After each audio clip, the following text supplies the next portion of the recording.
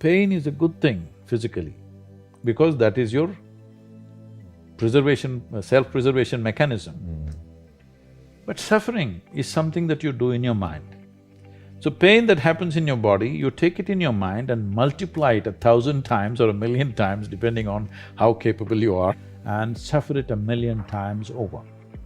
Right now, most human beings are like this. What happened 10 years ago, they can still suffer. What may happen day after tomorrow, they already suffer. They are not suffering life, they think they're suffering life. They're not suffering life, they are suffering the two most fantastic faculties that human beings alone have, a vivid sense of memory and a fantastic sense of imagination.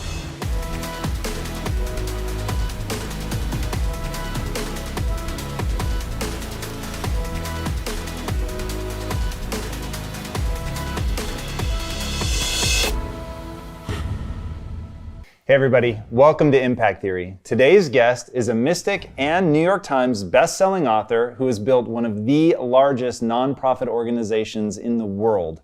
Named one of the 50 most influential people in all of India, not bad considering the country has 1.3 billion people.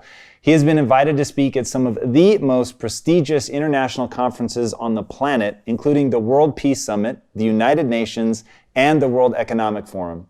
His mission is to raise every human being to the peak of their potential, and to that aim, he established the Isha Foundation, which, with headquarters in both India and the US, has implemented several large-scale human service projects designed to uplift rural areas, help with education reform and environmental stewardship, as well as holistic and healthy living.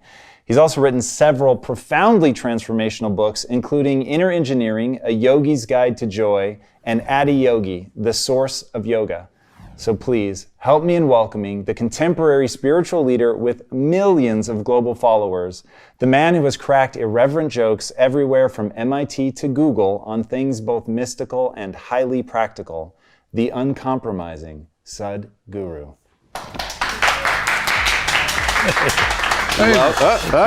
Come after. How you doing? Welcome. I am beyond excited to have you on the show. Going and looking at what you're trying to accomplish in the world is very much in line with what we're trying to do in terms of human potential, which I think is super exciting, but we go about it in very different ways. And reading your book, I was really impacted. And so getting to dive deeper into this, I think it's gonna be a lot of fun. And I think the first place to start, walk me through what you mean by potential. Like what do you think is human potential? See, every creature, from a worm, insect, bird, plant, tree, everybody, all of them are trying to be full-fledged lives. If one sees what's happening beneath the earth in terms of the root systems, it is an enormous effort for a plant or a tree to become a full-fledged tree. Well, an apple tree is not trying to be an oak tree, but an apple tree wants to be a full-fledged apple tree. That effort is on in every life. So is it in human beings. But the problem with humanity is just this, that for every other creature, nature has drawn two lines. Within these two lines, they live and die. So their idea of full-fledged is hitting the ceiling of their life. But if a human being hits a ceiling, he gets frustrated and miserable because nature, this process of evolution has delivered to us to a place where there is only the bottom line, there is no top line, though some human beings are trying to breach the bottom line and go below. That effort also is going on. So essentially, what human life is when life was in the other forms of life that you see on the planet, nature determined a certain compulsive, instinctive ways of functioning. Once you become human, these lines have been removed. You can act consciously. That means what you call as human potential is not of any kind of measurable limit. It can go as far as you desire, or as far as you have the courage to walk. So when we say human potential, unleashing human potential, it is not about reaching the peak, it is a trajectory. Because what our life is a combination of a certain amount of time and energy. Time is rolling away for all of us at the same pace. If you sit, it rolls away, if you sleep, it rolls away, if you do something, it goes away, if you don't do anything, it goes away. You're happy or miserable, it goes away. Time is running out for all of us. So it's only the energy that you can do different things with. If you bring your energies to a certain level of intensity and possibility, what somebody does in 10 years, you may do it in 1 year. This means if you live here for 100 years, it feels like in people's impact that you have created, it feels like you lived here for 1,000 years, simply because you have managed your life energies in a certain way. So for me, a human being impactful means, how conscious have you become? This is very important. Because if you're in compulsive cycles, then your energy gets wasted in so many things. If you observe people in a day, let's take 24 hours, in that anyway most people by prescription in America they sleep for 8 hours So 8 hours means 1/3 of life is gone. In the remaining 2/3 they have to eat, they have to, shower, bathroom, this, that, all this, another 2-3 hours gone. So literally 50% of life is gone, daily basis, just for basic maintenance of this life. 50% of the time is gone in maintenance, remaining 50%, what they have. If you look at every single move that they may make with their body, their thought process, their emotions, you will see a whole lot of it is happening in compulsive cycles. Or in other words, if you are little sensitive to life, you will realize you are the biggest issue in your life. So this is one thing that I'm trying to do with people, that you are never the issue in your life. I'm not the issue. My thought, my emotion, my body is never the issue. My thought, my emotion, my energy and my body are my instruments of function. They are not impediments in my life.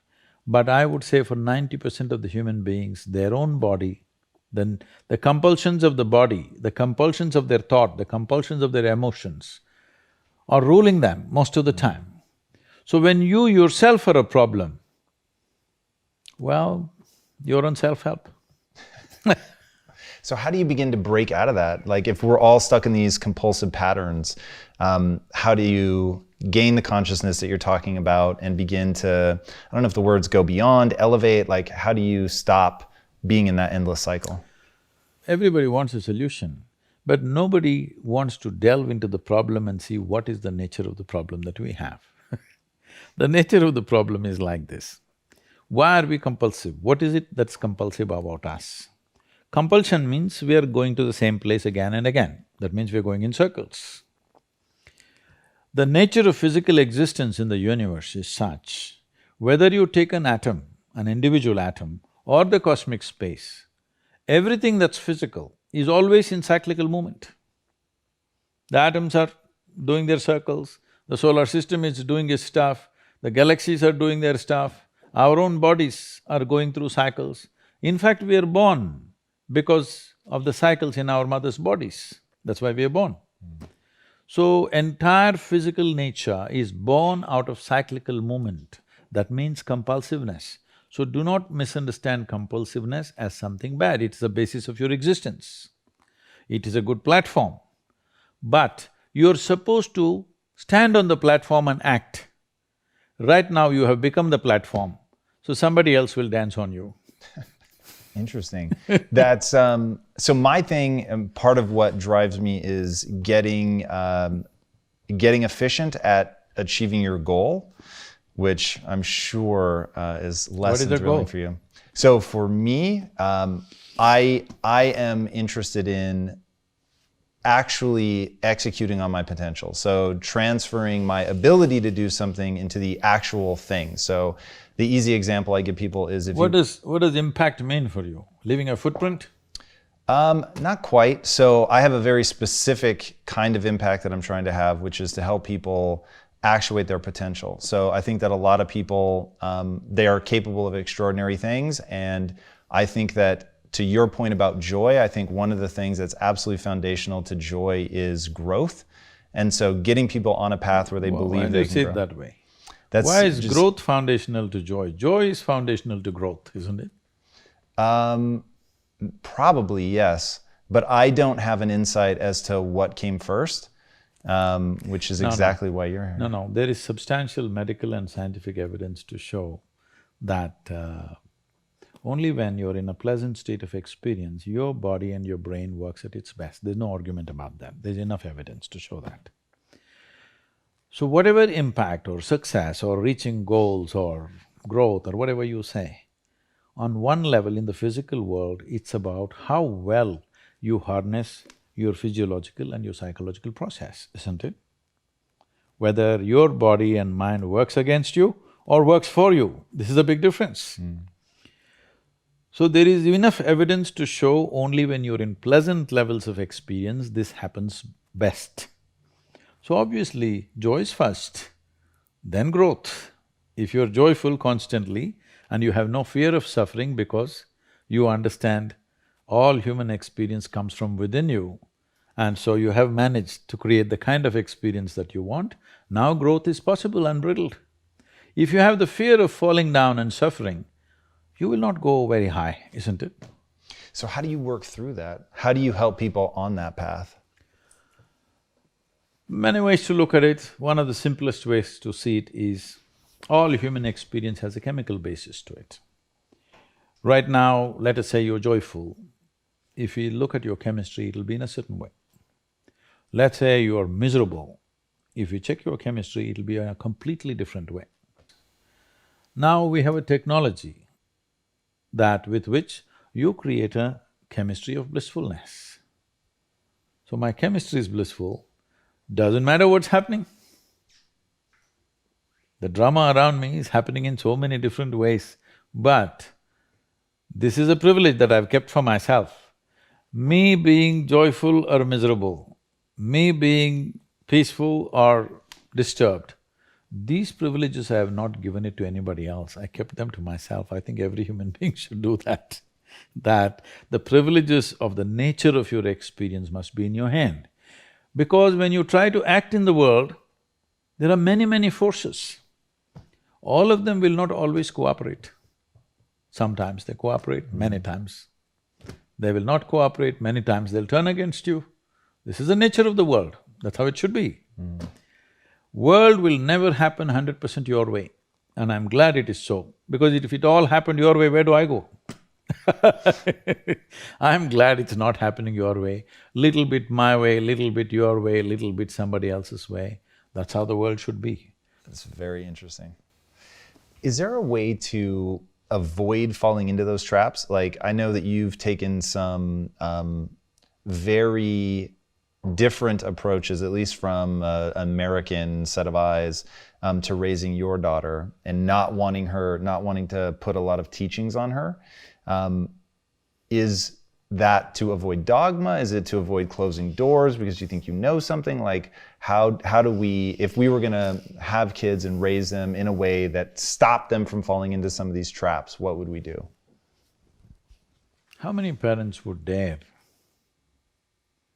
and encourage their children not to be identified with parents, not to be identified with the religion that they follow, not to be identified with their racial and national and other prejudices that they hold? They all think these things are sacred, isn't it? Yes. These are the things which destroy human potential. Whether you want to turn a human being…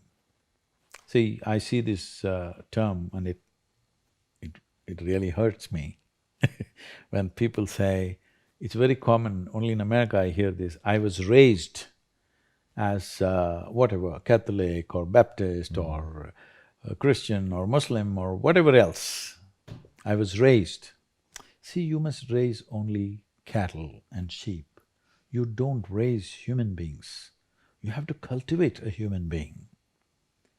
You have to give space and give support of love and support so that a human being grows, because every human being is capable of a unique possibility. Raising means what? A flock is what you raise. You don't raise an individual, isn't it? It's very interesting. So, for this, we need to come to a certain level of maturity within ourselves. The most fundamental thing is, our children need not look like us, need not think like us, need not act like us, need not be us in any way. A child is not a legacy, it's a life. And it is an individual life. It has to be what it has to be. Well, if I do not influence, right now the fear is if I do not influence, somebody on the street will influence the child. On the social media, they'll influence the child. So to cultivate a child so that they know that the intrinsic intelligence and being human is more important than being influenced by this or that, it doesn't matter what it is. Whether it's parentage, or it's a priest, or it's a guru, or it's a pandit, it doesn't matter who. Influence is not important. What is important is the intrinsic intelligence finding its full potential. And do you think as we grow up in a modern context that we can avoid adopting those beliefs? You talked one time, I thought this was so interesting, about how every time you get a belief, it's like a conclusion, and every conclusion is a death unto itself, and it's like shutting a door on something. Yes, otherwise, see, you look at your own picture when you were 5 years of age, it's like this. Slowly it's becoming like this. What is it? You're dying in installments. The more conclusions you make, the less alive you become. This is all that's happened to people. They call this knowledge. This is not knowledge. This is just conclusions that you're drawing about everything. See, with all this scientific exploration, the fact is that even today, we do not know one single atom in its entirety. We know how to use them. We know how to use everything on this planet, but we don't know a damn thing about anything. Over 90% or 99% of an atom is empty. We don't know what that emptiness contains. Over 99% of the cosmos is empty. We don't know what that is.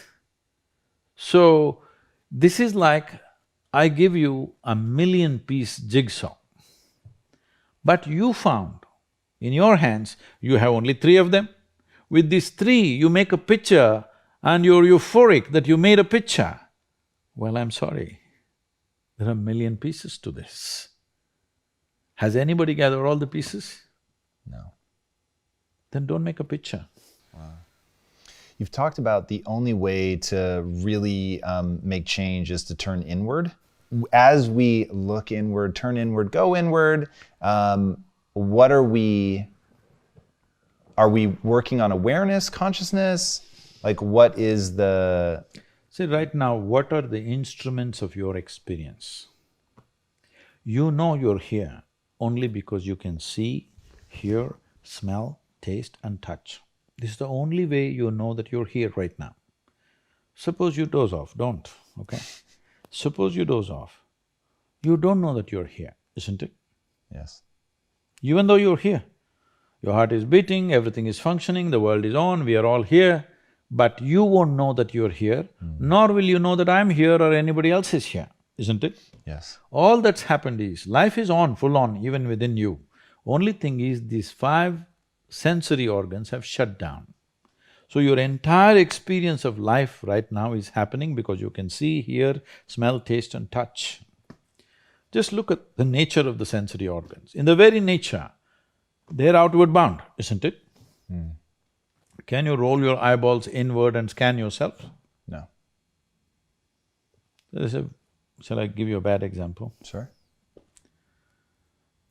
Our nose is located right above our mouth. Suppose you don't brush your teeth for 3 days. Though this nose is right here, it won't tell you you have not brushed your teeth. The whole room will know you have not brushed your teeth, but you will not know. This is the human predicament. It's very easy to see what's wrong with this guy, what's wrong with her, what's wrong with her. It takes a lot of observation to see what's wrong with this. That level of keenness of observation is missing in most people. They need to cultivate that. And so it's tempting to, when reading your book and hearing your story, it's tempting to say, oh, this is how he cultivated that, whether it's sitting in the tree that was swaying and then doing swaying meditation. Is that actually how you cultivated it, or is there something else? Because somebody watching right now, they want to be able to begin to access this. And if it's a simple letting go of belief and dogma, or if it's awareness of the self. Letting go of belief and dogma is not simple. It's not simple. People are who they are only because of what they believe and what they have held like that. Because without this, they don't know where they belong. To live here without belonging to anything, but still involved with everything, takes a lot. Most people belong, but they're not involved. It is like belonging is like an insurance policy. It's simply there. Involvement takes you. To be constantly involved with people around you, it takes you to be conscious and on. But I belong to you. I don't have to do anything, I've professed already I belong to you. I'm married to you, I belong to you. Legally it is settled. So I don't have to be conscious of you, nor do I have to be involved with you, still I belong to you. So belonging means, believing or identifying simply means you have found a way to sleep through your life. It's called sleep. When we say, people usually use this term with animals, if you said, we put our cat to sleep, what does it mean to you? For real? That they killed their cat? Yes. So, I'm talking about sleep in that context. I believe this, I belong to this, I'm identified with this means it's sleep. That means you're partially dead. You made conclusions which takes away the life that bubbles within you. This is why people are walking around like they're dying in installments. Yeah, so the notion of not knowing, the notion of responsibility are two things that are really powerful. Can I just correct that Please. question? Yeah. Not knowing is not a notion, it's a fact. Okay. It's not a notion, you really do not know a damn thing about this existence, isn't it? Yes. We don't even know a blade of grass in its entirety. We do not know a single atom in its entirety. We do not know a single cell in this body in its complete context. We do not. We know some things, we can manipulate a few things, but we don't know much about it. So, it's like this. Let's say we turn off all the lights. If the lights are on, you can whistle and just walk around wherever you want in this building. We'll turn off all the lights and make it pitch dark where you can't even see your own hand, like that. Now, every step that you take, will you take it in utmost alertness? Will you be fully awake or asleep? Fully awake. Fully awake. Why? Because you don't know where's the next step. Just to live like this. If you simply live like this, naturally you're on the highway to enlightenment. Everybody assume and believe because it's comfortable to simply believe something. The very word belief means this, that I have concretized assumptions of which I know nothing about, isn't it? Isn't it so? Yeah. Either you know or you do not know. Where does the belief come from? When you pretend what you do not know as I know, that's belief. But you can't believe something all by yourself. So you need 100 people around you. That's why always believers are in groups, seekers are alone. Talk to me about a seeker. What is a seeker? Is that something useful to cultivate? You don't have to cultivate this. This is intrinsic to human intelligence. If you do not bullshit yourself, with all kinds of things that you do not know as you know, is intrinsic to human intelligence to seek, isn't it? Yes. You don't have to teach seeking. You have to teach belief systems. You don't have to teach seeking. If you don't teach anything, everybody is a seeker. It is the nature of human intelligence, it naturally seeks. But people want to seek with the comfort of belief. They want to be in the belief system and then seek. This is like tying your boat to the pier and then rowing hard. It's good, it's not bad because it gives you good exercise. It's like being on the treadmill. Most people are on the treadmill because they are not walking or running to go somewhere. They're just trying to tone their muscles. It's perfectly fine. So if that's all you wish to do, it's fine. But if you want to go somewhere, you can't tie your boat and then row, isn't it? If you just let it go, even if you don't row, it will go. What do you tell people about responsibility?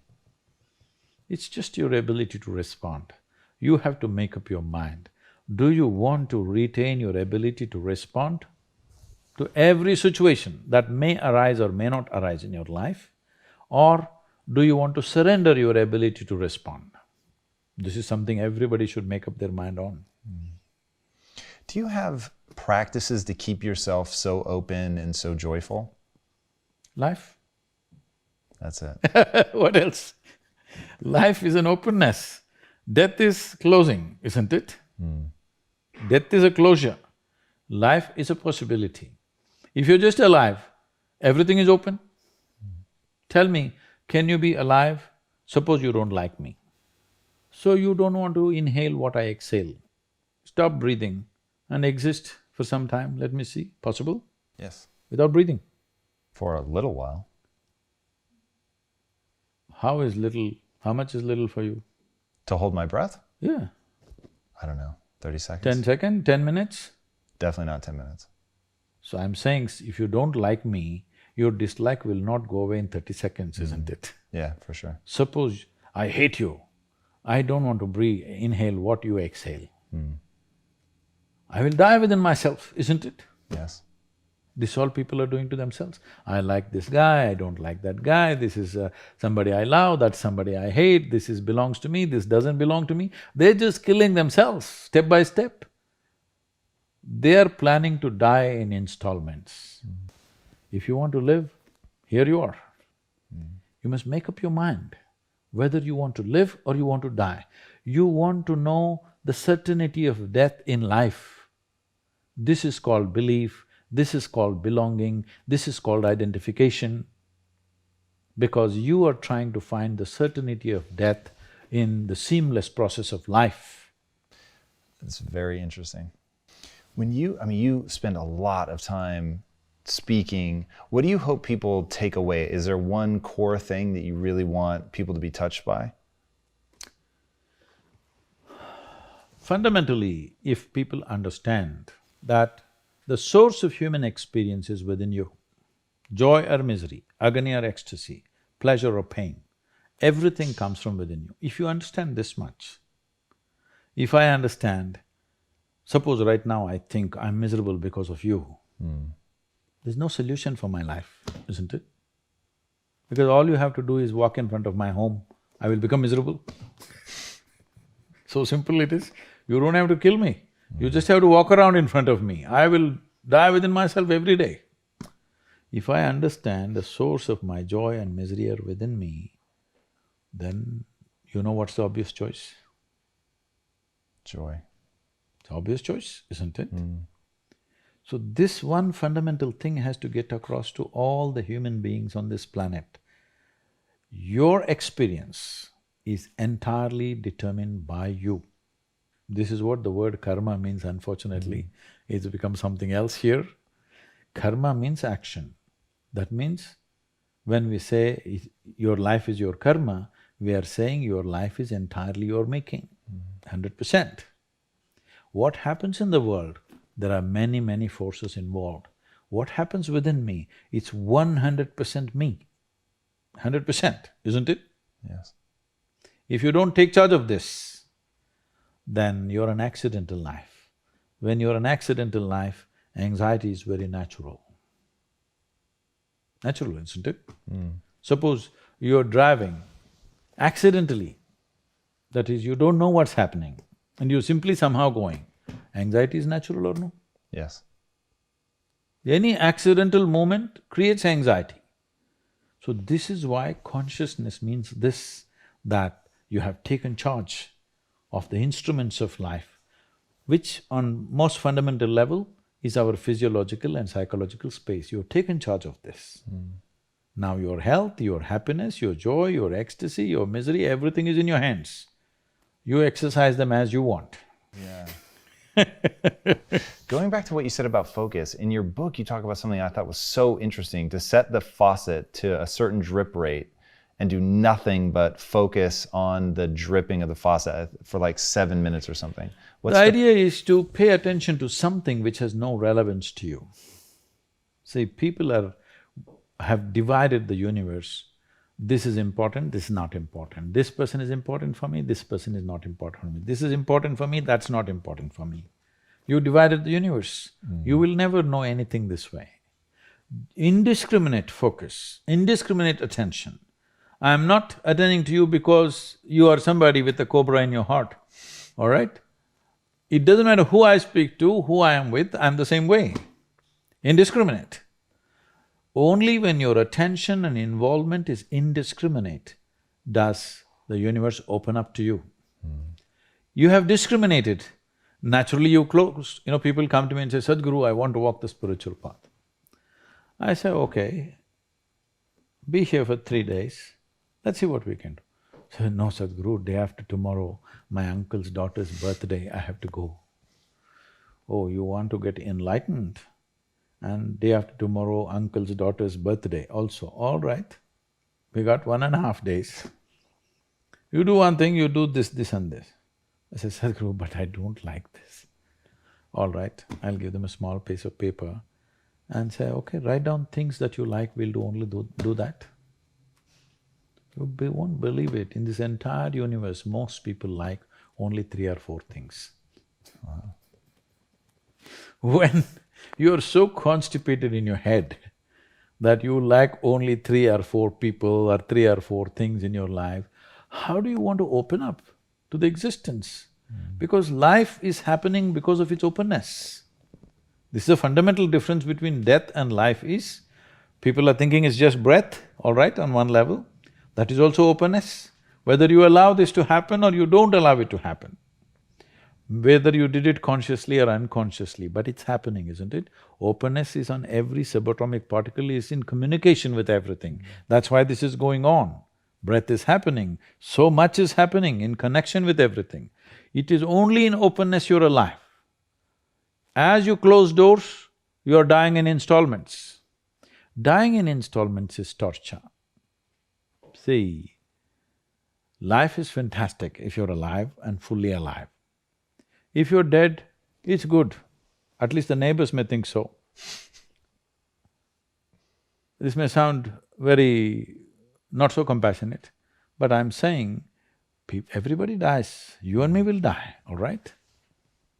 If you're dead, the game is over. But if you're half dead, oh, this is endless torture to yourself. When you are being tortured, of course you'll share it with everybody else. Talk to me about your motorcycle accident and having to have your calf sewed back together, which is without anesthesia. How is that possible? I'm not that young anymore. Today I would take anesthesia. Those were wild days. But the notion of the difference between pain and suffering I thought was very useful. See, pain is physiological, it's there. If there's no pain, most people would not even know how to protect themselves. See, just because there's no pain in this, see what all you have done to it,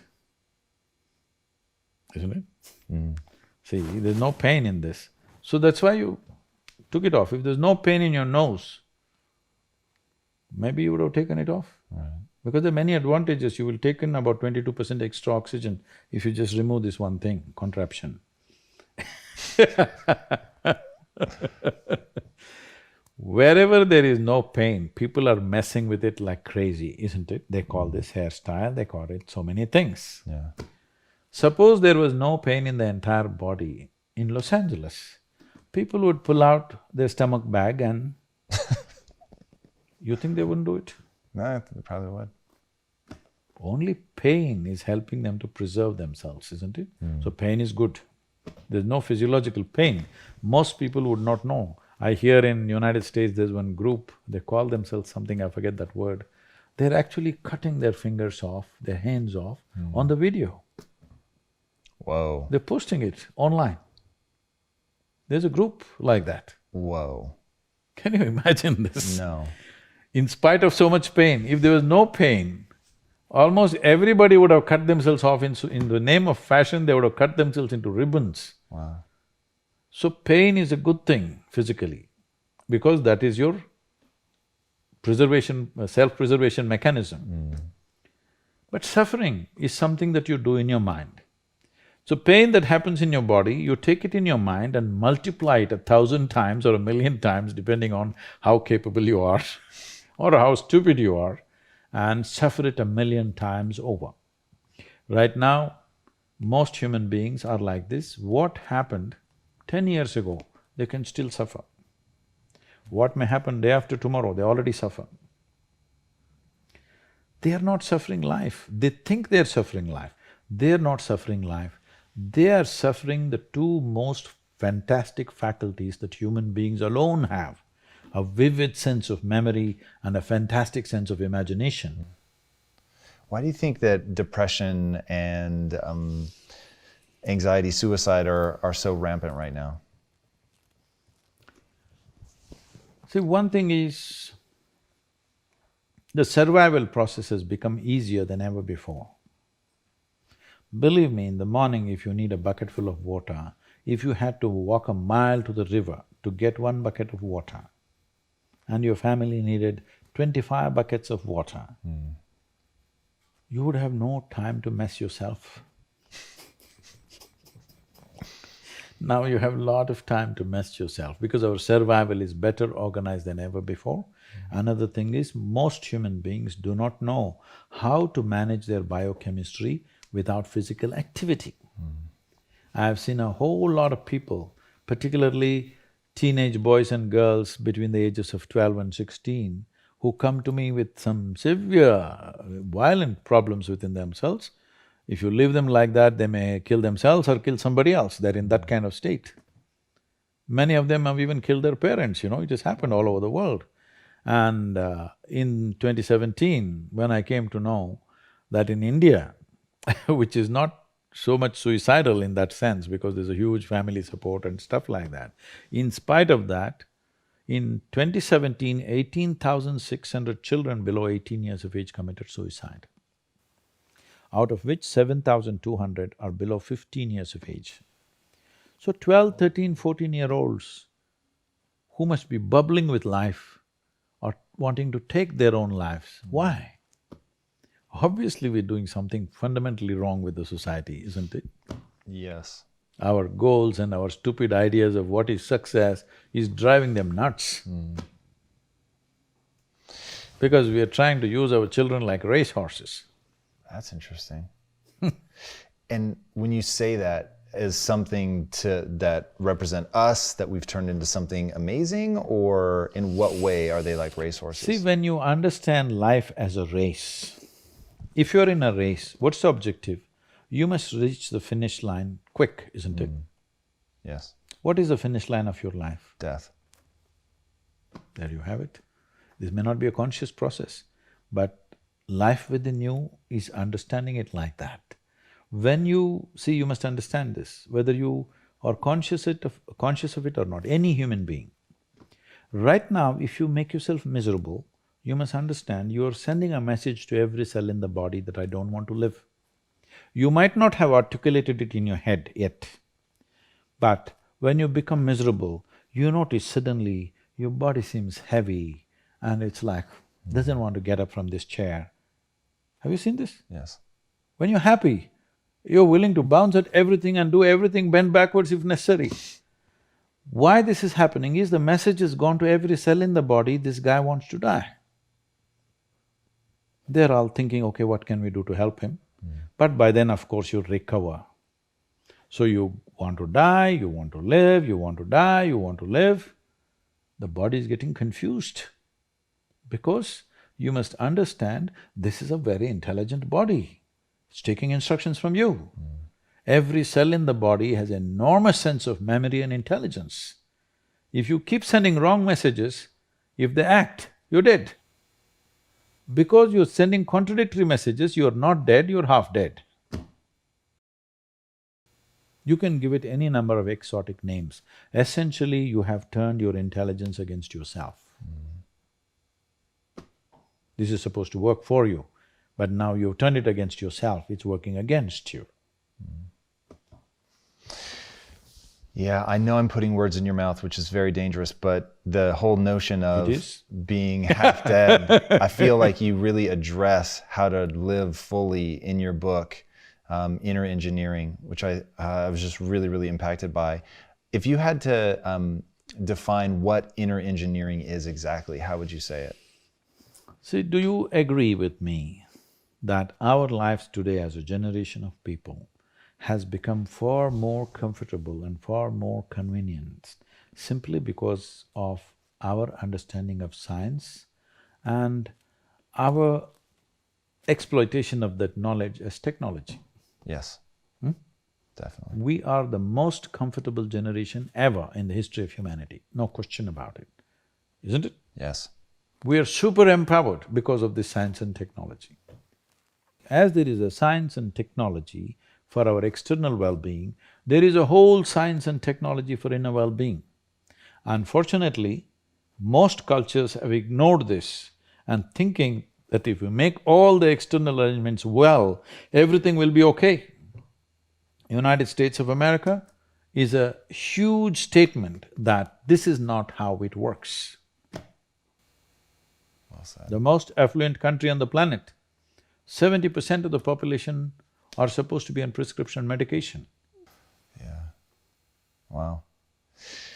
What's the best way for people to interact with you? They don't have to interact with me because… To learn from you, maybe. Because we can talk, if inspiration is what you need, encouragement was what you need, I'm willing to talk. But talks will not bring solutions. They will bring some clarity. Solution will come only when you take a proper inward step. That's what inner engineering process is. We are doing everything possible to deliver it in as simple and as practical measures as it can be done. There was a time it was taught in such a complex way. Today we have simplified it, broken into 5 different pieces, offering it as 5 layers of program so that people can experience it in small doses and slowly, step by step, they can go. I'm seeing as you come into more and more affluent societies, their steps are far more baby steps than other people. That's interesting. So, we have broken it into many steps so that small steps you can take one by one. And your website is the best place for that? Yes, Okay, it's a good place to go. perfect. isha.sadhguru.org, that's what it's called. Okay, and we'll link to that as well. Our organization is 100% volunteer organization. So we are not professional in our approach, and I'm very proud of that because I'm not interested in how much somebody is doing. I'm very interested in how they're doing it because that's what changes the quality of who we are. Because the content of our life will not change our life. It is the context of our life which changes our life. That's interesting, very interesting. Because your content you have changed and you see people are not happy. Content of our life is phenomenally enhanced compared to how our grandparents lived here, isn't it? Even in this country. Yes, definitely. How can people change their context? That's what inner engineering is about. If your context shifts from your psychological and physiological process to the life process that you are, everything has changed. Because we must understand this. As we sit here, this is my body, that's your body, this is my mind, that's your mind. But there's no such thing as this is my life and that's your life. This is a living cosmos. Everybody is free to capture as much as they want. If you capture substantial amount of life, your very presence will become a significant life. Otherwise, you will become a mediocre life. This is the important thing. It's not the knowledge you gather in your head, it's not the muscle that you gather in your body, it's the life. How much of a life are you? This will make you significant in your very presence. If world gives us an opportunity, we'll do something impactful. Otherwise, we are just a significant presence. A huge oak tree standing outside, it is not trying to create any impact. It is just impactful. If you go under its shade, you'll feel it. Otherwise also it's impactful. Most people notice it only when it's gone. What is the impact that you want to have on the world? When I was 25 years of age, when suddenly things burst forth within me, and I realized if I sit here without messing myself, naturally I'm bursting with ecstasy and every cell in my body drips ecstasy. I thought initially I'm going off my rocker. Then again and again when I saw over a period of 6 to 8 weeks, when I saw if I just close my eyes, I just burst into ecstatic states. So I clearly realized, if I don't mess with my physiological and psychological process, ecstasy is the only way to be. Nothing to be done, you don't have to do anything. When I realized this, I sat down and actually planned. On that day, the world's population was 5.6 billion people. I made a plan in 2.5 years' time that I will make the world ecstatic. Wow. No fool like a young fool, you know. Now, it's been 37 years, not 2.5 years. Well, people say we have touched over 500 million people or so. Whoa. Don't say whoa, you don't woe my failures. Yeah, I guess. Because my idea of humanity is 7.6 billion people. 500 million people, time going away, I'm condemned to die a failure, but I'm a blissful failure, all right? So, what we need is just this. Do you want to live in a beautiful world means what? Beautiful does not mean just a beautiful view of the ocean or something else. Beautiful means human life here is pleasant within every human being. The question is not about what I wear, what I drive, where I live, but how I am within myself. See, what we can do in the world is a question of times. In which time of history we exist, accordingly we do things. If we were here 100 years ago, we wouldn't be recording all this stuff, all right? We would be doing something different. But human experience is constant. Whichever generation you are, you can either be blissed out or misery. Always, forever. It has been so and it will be so. So, what we can do in the world is subject to many realities of the times. But how we can be within ourselves is always a possibility.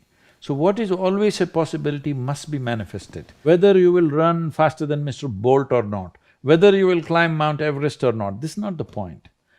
Those things are subject to individual tastes and individual likes and dislikes. But will your experience of life on this planet be pleasant or not? At least this one thing we must determine, that every human being's experience of life on this planet is pleasant.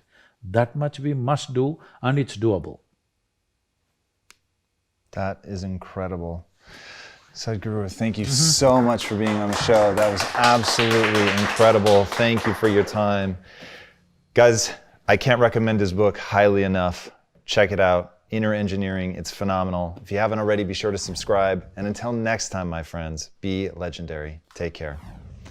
Thank you again so much. Wow, that was really amazing. Look at yourself in 10, 15, 20 years' time and ask yourself the question, is that where I want to be? And if the answer is no, then you need to find a new path. To just get to understand yourself. You don't know what you need in your life until you figure out who you are.